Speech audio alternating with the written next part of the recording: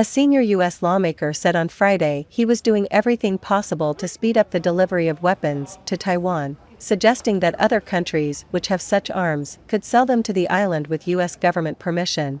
Taiwan has since 2022 complained of delays to deliveries of U.S. weapons such as Stinger anti-aircraft missiles, as manufacturers send supplies to Ukraine to support its defense against Russia. Speaking to reporters on a trip to Taiwan, Mr. Michael McCall, chairman of the U.S. House Foreign Affairs Committee, said Taiwan needed to be able to access weapons. Given the threat it faces from China, China regards Taiwan as a breakaway province to be reunified with it by force if necessary.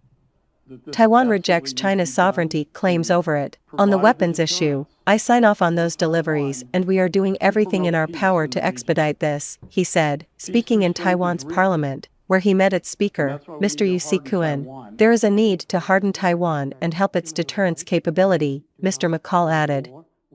He said ideas for getting the arms to Taiwan faster included reprioritizing weapons sales, given that the island is in a high-threat area and third-party sales, getting the U.S. government to allow other countries that have these weapons to provide them to Taiwan. We want to do everything possible to deter a very aggressive nation, Communist China, from ever thinking about landing on the shores of this beautiful island, because that would be a serious mistake for everybody. The United States is Taiwan's most important arms supplier, a constant source of Chinese anger with Washington. Mr. McCall, a Republican, is accompanied by 7 other lawmakers on a bipartisan trip taking place in the same week. Taiwan President Tsai Ing-wen met U.S. House Speaker Kevin McCarthy in Los Angeles, which Beijing condemned, while China staged war games around Taiwan in August 2022 after then U.S. House Speaker Nancy Pelosi visited Taipei. Its reaction this time has been more muted.